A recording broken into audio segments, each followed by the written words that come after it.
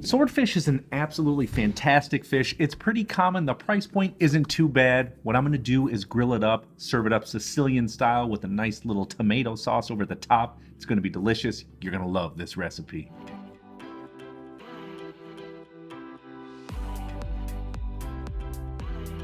Yes, pan-searing fish can be difficult and grilling is even harder, but I'm going to show you a few tricks to make sure this swordfish does not stick.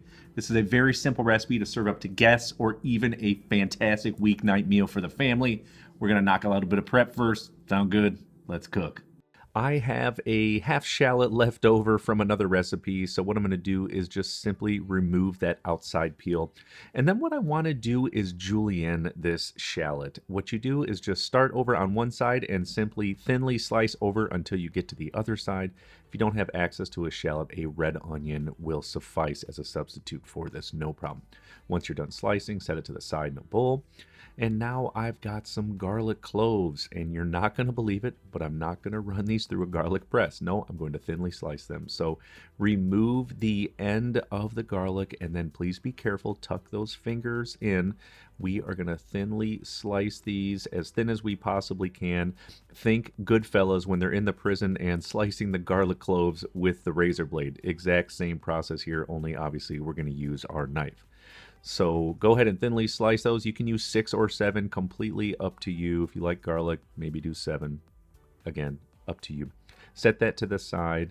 And then I've got some Castelvetrano olives. Remember, roll those R's, Vetrano. So what I'm going to do is slice those into 3 slices, pretty thick. You could go thinner if you want. This is kind of up to you. Or you could actually just take 1 slice right down the middle.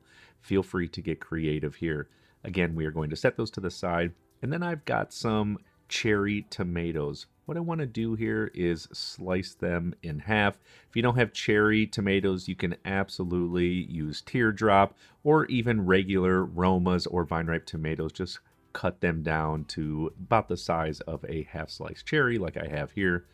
Slice those up, and once they are done slicing, again, we're going to set them to the side in a separate bowl from all of those other ingredients.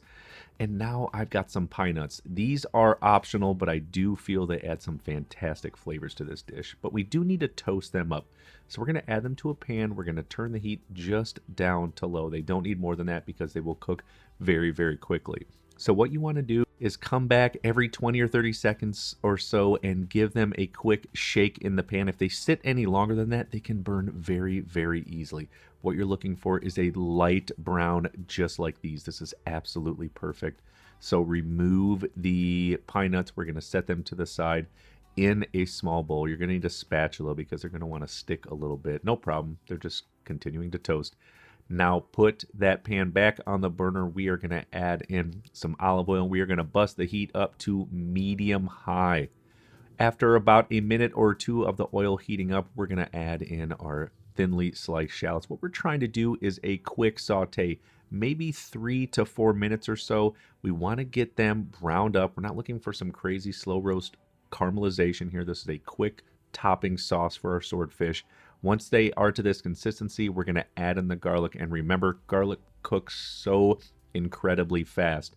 Once you smell it, it's probably already done. So after maybe 30 to 45 seconds, especially on this high heat, what we're going to do next is grab those olives we sliced up and add them in there. Mix them around using a spoon just to incorporate, again, maybe another 20 to 30 seconds, not much more than that. And then at this point, what I'm going to do is grab those cherry tomatoes and add those in there. Now, this is crucial because we don't want to cook these that long. I don't want the tomatoes to be broken down in mush. I still want them to have a little bit of firmness to them. So soon after you add in the tomatoes, we're going to add in some capers with a little bit of the juice. Going to add some fantastic flavors in here. Go ahead and flip these around a little bit, either with the pan or using a spoon, whatever you're comfortable with. Now add back in the toasted pine nuts. And I'm just going to hit it with a little bit of white wine. You can use Chardonnay, Sauvignon Blanc, Pinot Grigio. Any of those will be great. Give it another flip, another quick little toss. And then last but not least, we want to season this up with salt and pepper. So from the time I add the tomatoes in, from the time they are finished cooking, we're talking maybe only another 90 seconds. That's it.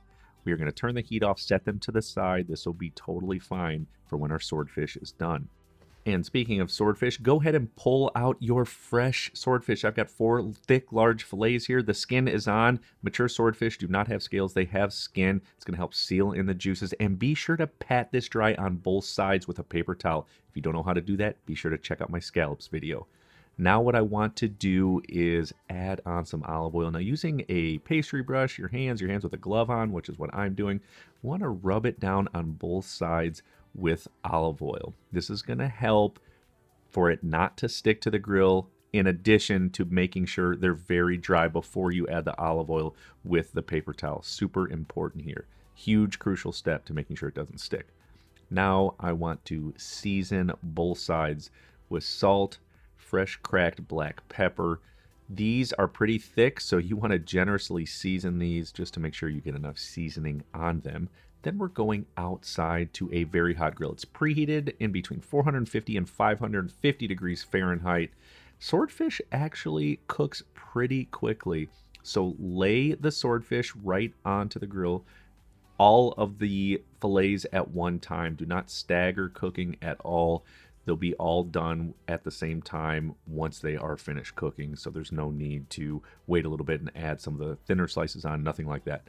Swordfish also does not need to be well done. We don't want it to dry out. We want to catch it while it's still moist and remove it. So that's why I recommend at this temperature for only 3 to 4 minutes per side. So after that 3 or 4 minute mark, what we're going to do is come back, take a look. You can see it.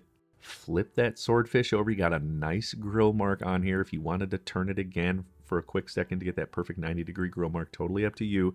But this looks fantastic. I'm only looking for anything like this. This is excellent. It smells really good. It's super juicy. After another 3 to 4 minutes after you flipped them, all we do at this point is grab everything off of the grill. We're going to set it to rest on a plate for maybe 2 to 3 minutes. And then, my friends, we are going to plate this up in slow-mo. So I'm going to put these grilled swordfish right on a platter. They look fantastic. It smells so good. I can't really say it enough. And then grab that beautiful tomato Sicilian style type salsa, and we're going to put it all over the top. And then I'm going to finish with fresh basil and oregano. You can do one or the other or both. And my oh my, check out this beauty.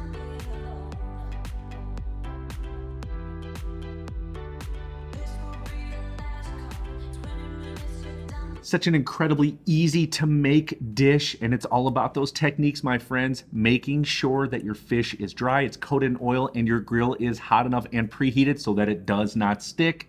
That sauce over the top, Sicilian style. Homemade food from scratch always tastes better. Be sure to like and share this video. I hope you loved it. Definitely check out this one right here, though. I made it for you. See you on there.